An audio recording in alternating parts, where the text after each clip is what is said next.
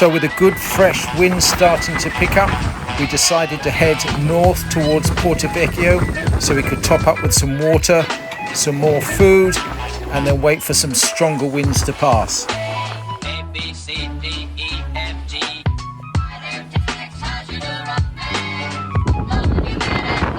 So the anchorage in Porto Vecchio is not the prettiest, but it's really, really safe and secure because I know the winds are forecast to pick up to 20, 30 plus knots over the next 24 to 36 hours. So we took the dinghy in to explore Porto Vecchio, which has a citadel, a walled city, and it was really cool. Much better than I was expecting. I didn't know this even existed. Really nice restaurants, really nice bars, great atmosphere. Very cool place, highly recommend it.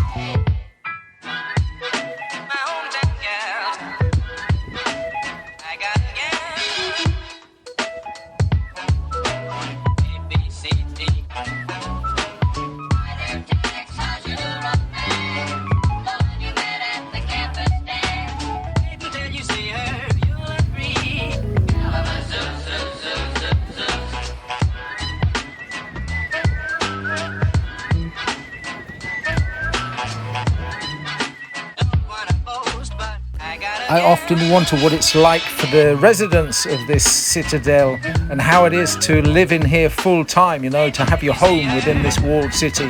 Must be kind of strange, huh?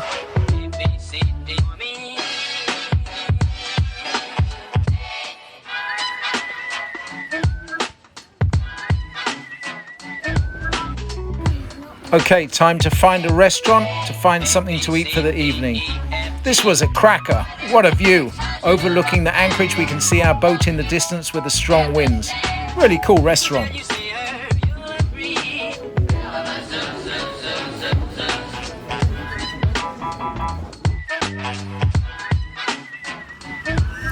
Okay, time to head back before the sun drops beneath the horizon, ready for the strong winds of the night. At the moment, there's a mistral blowing pretty strong, and we're just getting the back end of it passing through the Bonifacio Straits here. So during the night, it really picked up. We didn't have any sleep because it hovered around the 35 knot mark, which is really noisy and really strong winds. So in the morning, I got the kids up and I took them to teach them a little bit of a lesson about anchoring properly and show them all of the boats where people have not done their job properly and lost their boats aground. Kind of cool fun too to look at all of the boats.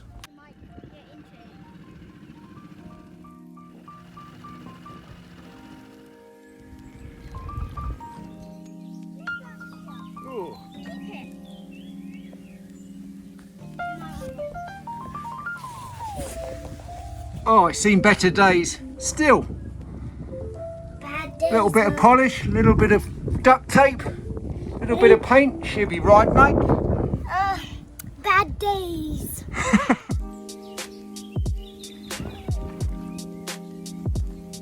anybody got any jump leads? What's a sailboat with two masts called? Ketch.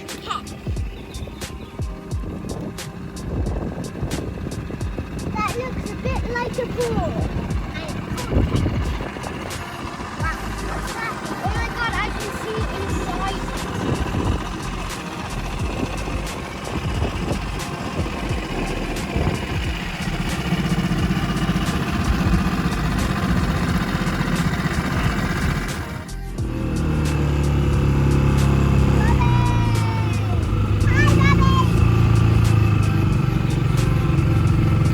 Okay, time to pick up Mummy, go ashore and buy some food shopping, ready for the next week ahead. And we took off north instead of south to explore some more beaches and found this cracker. Really, really beautiful.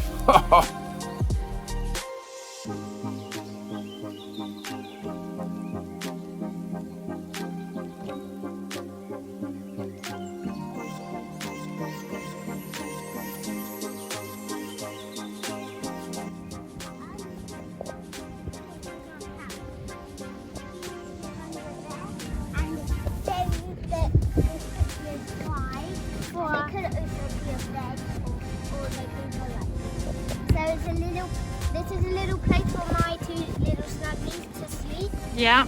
And here's a place for Amy and Luke. Oh wow, Amy, go and lay underneath your camp, and I'm going to read this little sign here. It says Team Jake and Amy, and they've made a little camp. This was all my. Very cool. This was all my idea. Oh, and someone wants to say bye. Bye bye.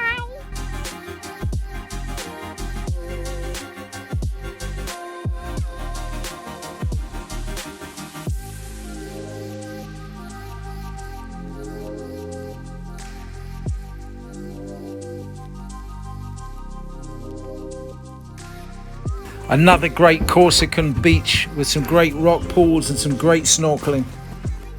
It's like a volcano. There's a paddling.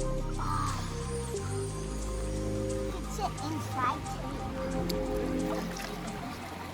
And on the head.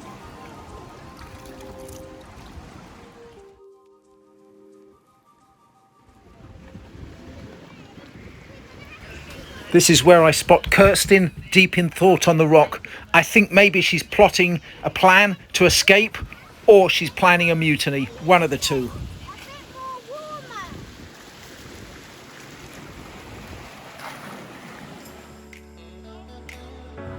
So in the afternoon, we went for a great sail, 25 miles to an island called Cavallo, where we plan on spending the night.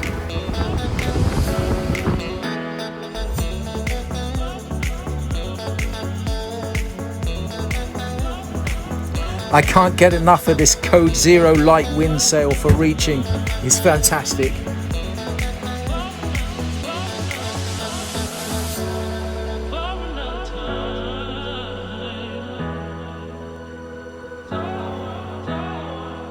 The island of Cavallo is very special. Just a small island with golf carts and one little resort and just some private homes. So the next day we took off to head back to Bonifacio because I know our time is running out.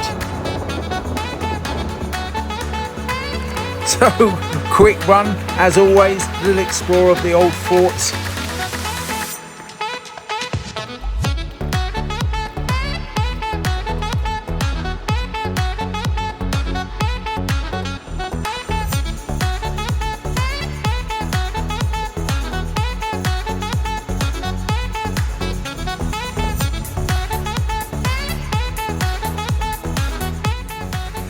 After a run while heading back to the port, Kirsten met me and says she's dropped her favourite belt off the back of the boat. There's a challenge. Not the cleanest of water, but I had to find it. Yay! Enough to make it back to Bonifacio with good weather. Firstly, because the kids spotted this sweet shop. Pretty amazing sweet shop, if I do say so myself. Which I promised them if we come back we'll go and pick up some sweets, and secondly because I really wanted to get some drone footage of my favourite port. So the weather was good, we made it in and got some drone footage. Woo! Get in! Okay, an early morning start before everybody else is up to fly the drone.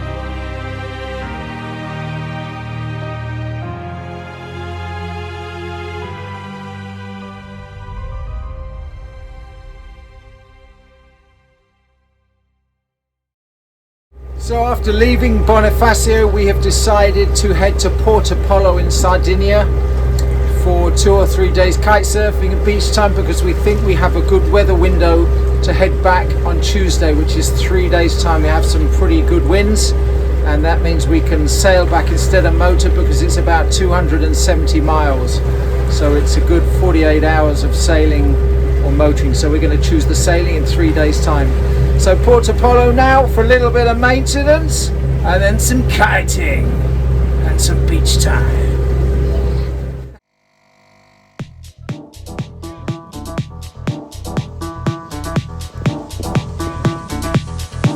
Clap your hands now.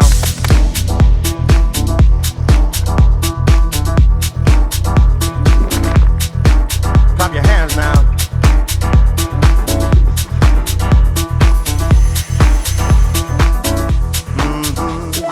Unreroute the rivers, let the damned water beat. There's some people down the way that's thirsty, so let the liquid spirit free. The people are thirsty because of man's unnatural hand. Watch what happens when the people catch wind, when the water hit the banks of that hard, dry land. Liquid spirit, liquid spirit, liquid spirit, liquid spirit. Clap your hands now.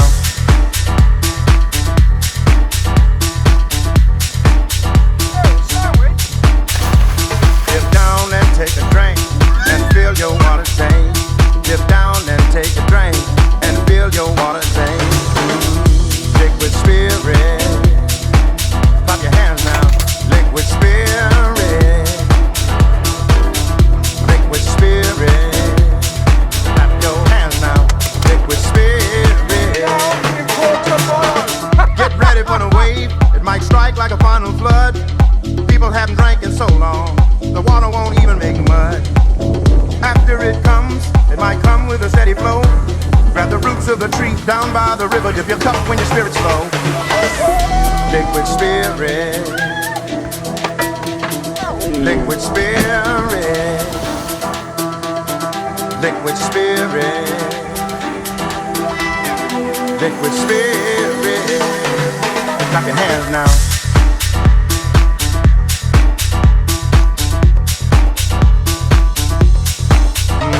Dip down and take a drink and fill your water tank. Clap your hands down and take a drink and fill your water tank. Clap your hands down and take a drink and fill your water tank. Clap your hands down and take a drink and fill your water tank. Porto, baby!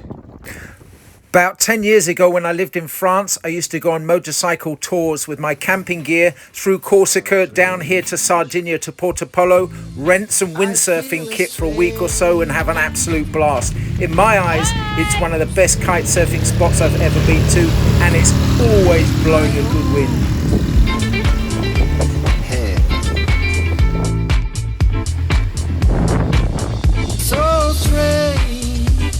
Okay, time to set up a couple of kites. Go for a kite with Jake first off, I think.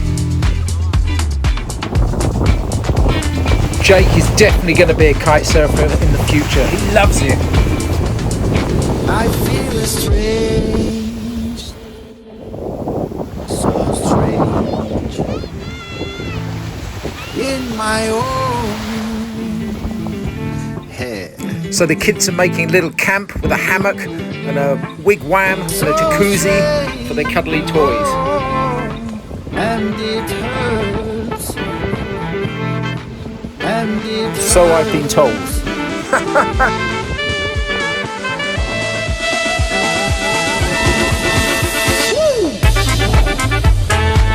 Send it.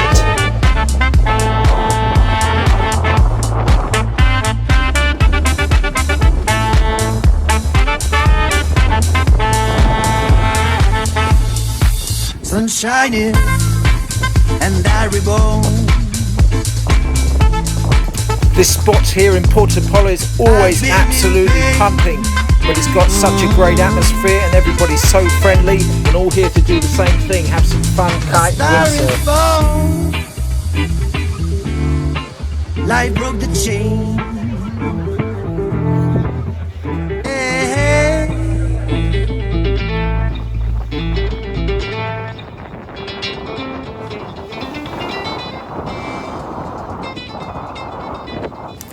Nice blood red moon to finish off a great day.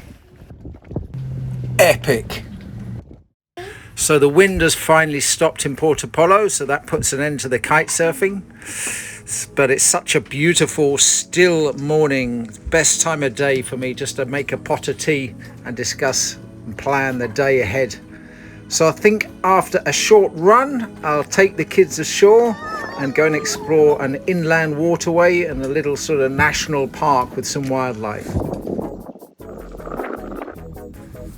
So the most up-to-date plan now is we're going to head for a couple of hours to a place called Cavallo to spend the night. There's a nice evening market on I'd like to show the kids, and tomorrow morning I've got to go to the dentist. Then we've got a nice 5-hour windy sail back to Corsica to spend our last few days before we finally head back to the Balearics. Which camp's this?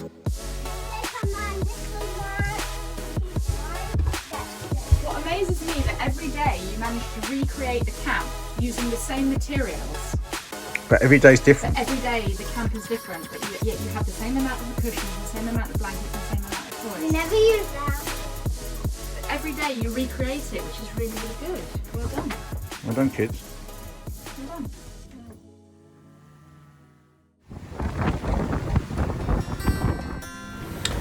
Okay, so we've got a nice upwind beating session, probably about 20 or 30 tacks up through the islands towards Cavallo. So it's a busy area, so it's going to be a challenging but fun sail.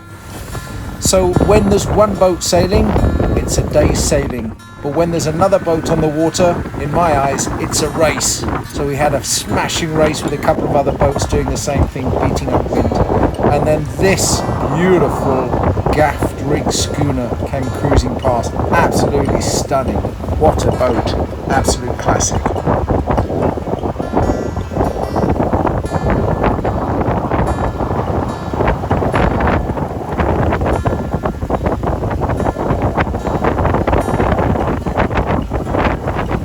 I don't think it gets much prettier than that.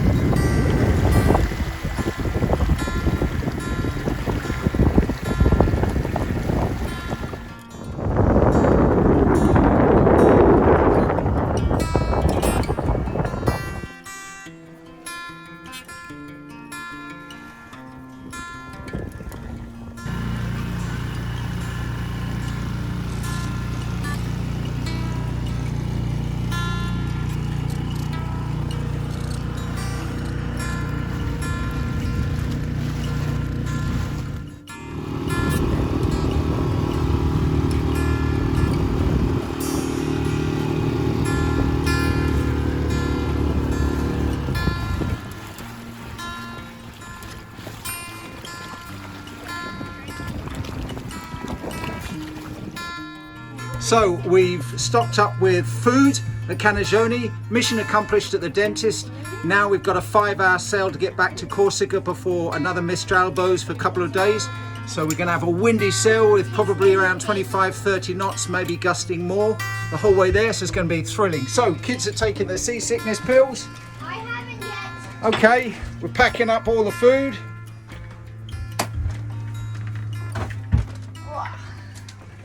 And we're getting ready to go.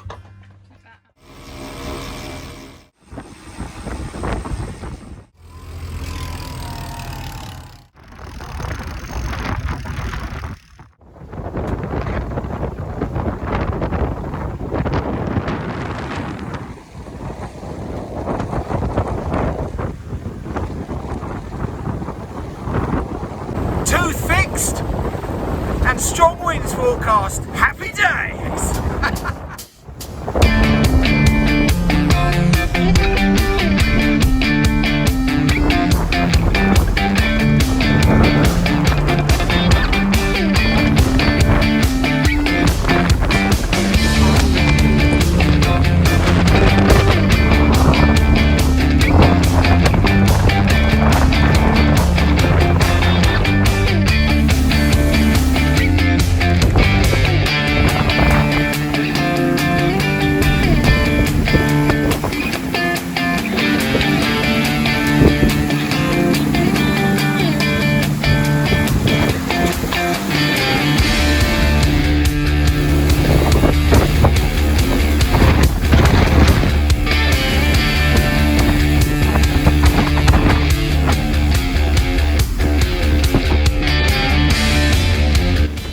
What did I tell you about my kids can sleep through anything?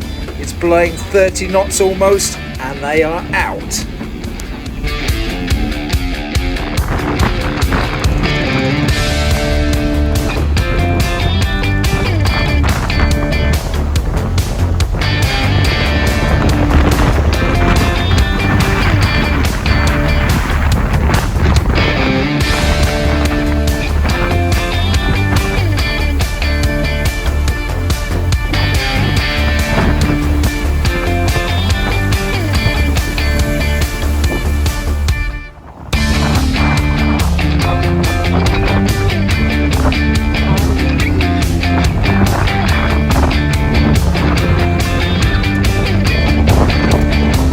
Certainly doesn't capture it on video, but it's a windy day.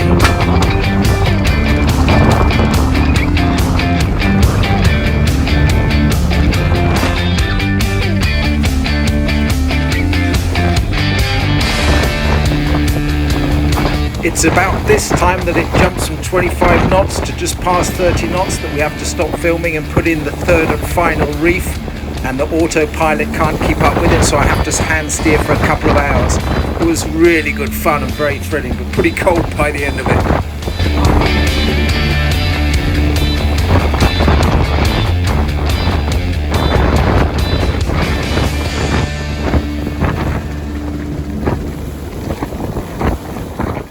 So I hope you enjoyed episode 9 of Mackenzie's on the Move, and join us for our last episode next week, where we spend the last 2 days in Corsica, and then our almost non-stop trip back, about 250 to 280 miles back to Mallorca. The last episode next week. See you then. Bye-bye for Mackenzie's on the Move. Bye.